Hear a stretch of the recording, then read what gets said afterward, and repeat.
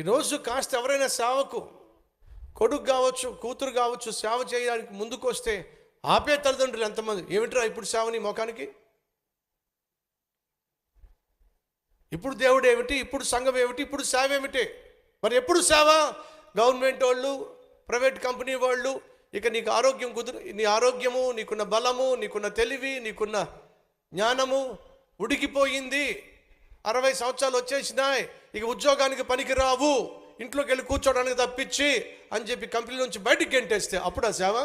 వస్తున్నాను ప్రభువా ఉన్నా పాటున వచ్చు, అప్పుడు పాడదాం ఆ పాట. రిటైర్డ్ అయిపోయిన తర్వాత అడుగుతున్నాను సంగమా ఎప్పుడు సేవ చేయాలి?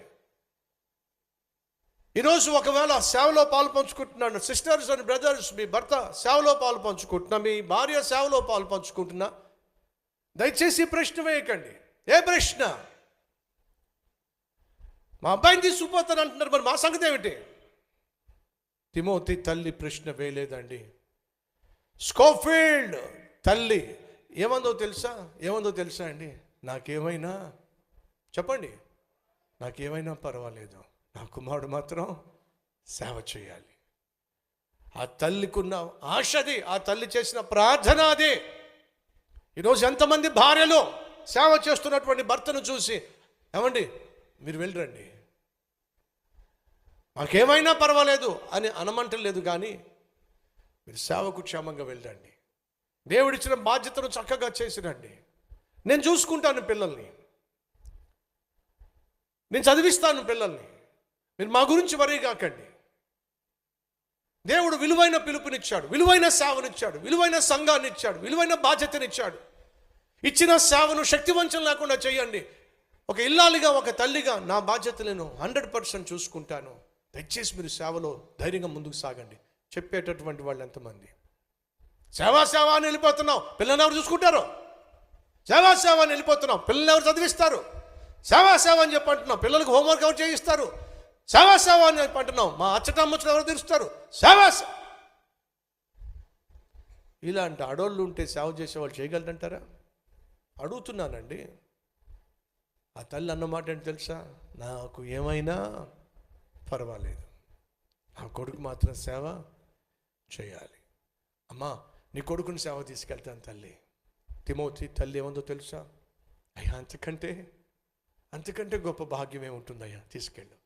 మా అబ్బాయిని సేవకు తీసుకెళ్తానంటే, జీవము కలిగిన దేవుణ్ణి సేవించటానికి మా అబ్బాయిని తీసుకెళ్తానంటే అంతకంటే ఏమిటి భాగ్యం? వినండి ఫ్రెండ్స్, ఆ కుమారుడు సేవకు వెళ్తే తిరిగి వస్తాడని నమ్మకం లేదు, కానీ కుమారుడిని పంపించిన కారణం తెలుసా? దేవుడికి ఒకే ఒక్క కుమారుడు ఉన్నాడు. ఆ ఒక్క కుమారుణ్ణి లోక రక్షణ కోసం పంపించినప్పుడు, తాను కలిగి ఉన్న ఒక్క కుమారుణ్ణి ఆ లోక రక్షకుని కోసం పంపించటం గొప్ప విషయం ఏమీ కాదు గ్రహించింది. కాబట్టి తన కుమారుణ్ణి పంపించేసింది. మరి ఈ కుమారుడు చేసింది ఏడో తెలుసా అండి? సంఘాన్ని ప్రేమించాడు. 2, సేవకుణ్ణి ప్రేమించాడు. 3, సేవను ప్రేమించాడు. ఫిలిప్పి అనేటటువంటి ప్రాంతానికి పౌలు, సీల, తిమోతి, లూకా వీళ్ళందరూ కలిసి ఫిలిప్పి అనే ప్రాంతానికి వెళ్ళారు. ఫిలిప్ అనే ప్రాంతానికి వెళ్ళి పౌలు, సీల అందరూ కలిసి సువార్త ప్రకటిస్తున్నప్పుడు ఒక దెయ్యాన్ని వెళ్ళగొడితే పౌలు, సీలను తీసుకెళ్లి చెరసాల్లో బంధించారు, చావగొట్టేశారు. ఇదంతా మీకు తెలిసిన స్టోరీయే. సువార్త ప్రకటిస్తున్న పుణ్యానికి పౌలు, సీలను చెరసాల్లో వేశారు, బాగా కొట్టి మరి లోపల వేసేశారు. ఆ తర్వాత దేవుడు భూకంపాన్ని పంపించాడు, చెరసాల బద్దలైపోయింది. అధికారులు వచ్చి పౌలుతో శీలతో చెప్పింది ఏమిటంటే, ఇంకొకసారి దేవుని గురించి ఇక్కడ మాట్లాడడానికి వీలేదు, పండి ఊరు నుంచే, ఈ ఊరు నుంచి ప్రాంతం నుంచి బయటికి చెక్కేసేయండి, వెళ్ళిపోండి అన్నప్పుడు ఎవరెవరు వెళ్ళిపోవాలి చెప్పండి? పౌలు వెళ్ళిపోవాలి, శీల వెళ్ళిపోవాలి, తిమోతి వెళ్ళిపోవాలి, లూకా వెళ్ళిపోవాలి. ఎందుకని? వాళ్ళందరూ కలిసి అక్కడ సేవ చేస్తున్నారు. సేవ చేస్తున్న పుణ్యానికి చావగొట్టారు పౌలుని శీలను. సేవ చేసేటటువంటి వారికి ఫిలిప్పి పట్టణంలో ఏమాత్రము క్షేమము లేదు. కాబట్టి పౌలు శీల వెళ్ళిపోతున్న సమయంలో మేము కూడా వచ్చేస్తున్నాం అని చెప్పి లూకా తిమోతి వెళ్ళాలండి.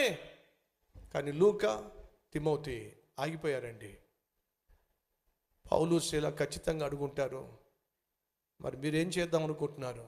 మాతో వచ్చేద్దాం అనుకుంటున్నారా? పౌలు శీల వెళ్ళిపోతున్నప్పుడు తిమోతి లూకా చెప్పిన మాట తెలుసా? పౌలు, నువ్వు వెళ్ళిపో ఇక్కడి నుంచి, నిన్ను బ్రతకనివ్వరు. నువ్వు బ్రతకకపోతే సువార్త బ్రతకదు. నువ్వు బ్రతకాలి, సువార్తను బ్రతికించాలి. నువ్వు అపోస్తులుడవు, నువ్వు దేవుని చేత పిలువబడిన వాడివి, ఏర్పరచబడిన వాడివి. మేము నీ శిష్యులం, మాకు తలలాంటి వాడివి నువ్వు చచ్చిపోవడానికి వీల్లేదు. దావీదును గూర్చి ఇదే మాట చెప్పారు. ఏడు తెలుసా? దావీదు, నువ్వు బ్రతకాలి, ఇశ్రాయేలీయులకు నీవు దీపము వంటి వాడివి, నువ్వు బ్రతకాలి. మేము చనిపోయినా పర్వాలేదు, నువ్వు మాత్రం బ్రతకాలి దావీదు. కాబట్టి ఇక మీద నువ్వు యుద్ధానికి రావడానికి వీల్లేదు. అది ఆ రోజు ఇశ్రాయేలు దావీదు చెప్పిన మాట. పౌలు, నువ్వు వెళ్ళిపో ఇక్కడి నుంచి. మరి మీ సంగతి ఏమిటి? మేము ఇక్కడే ఉంటాం. మరి మీ ప్రాణాలకి ప్రాణం పోయినా పర్వాలేదు. ఫిలిప్పులో ఒక సంఘం ఏర్పడింది. ఎక్కడ? లూదియా అనే స్త్రీ ఇంటిలో సంఘాన్ని స్టార్ట్ చేశారు. లూదియా కుటుంబం రక్షించబడింది. చెరసాల అధిపతి కుటుంబం రక్షించబడింది. కొన్ని కుటుంబాలు రక్షించబడినాయి.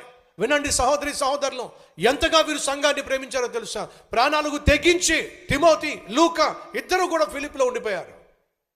ప్రాణమైన పోగొట్టుకుంటాం కానీ సంఘాన్ని మాత్రం పోగొట్టుకోం, ఉండిపోతాం. నువ్వు మాత్రం ముందుకెళ్ళిపో. పౌలును శీలను ముందు పంపించేశారండి. కాబట్టే ఫిలిప్పీలకు రాసిన పత్రికలో పౌలు ఈ మాట అన్నాడు. చూద్దాం రండి ఏమన్నాడు. ఫిలిప్పీలకు రాసిన పత్రిక 2వ అధ్యాయం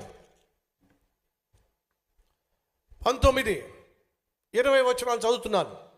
నేనును మీ క్షేమము తెలుసుకొని ధైర్యము తెచ్చుకుని నిమిత్తము తిమోతిని శీఘ్రముగా మీ యొద్దకు పంపుటకు ప్రభువైన యేసునందు నిరీక్షించుచున్నాను. మీ క్షేమం విషయమై నిజముగా చింతించువాడు అతని వంటి వాడు నా యొద్ద లేడు. ఫిలిప్పీ సంఘానికి ఉత్తరం రాస్తున్నాడండి పౌలు. ఫిలిప్పీ సంఘమా, మిమ్మల్ని ప్రేమించేటటువంటి వారిలో తిమోతి లాంటి వాడు నా దగ్గర ఎవరు లేడు. మీరంటే ప్రాణం తనకి, సంఘం అంటే ప్రాణం. మీకోసం ప్రాణం పెట్టడానికి సిద్ధంగా ఉన్నాడు తిమోతి.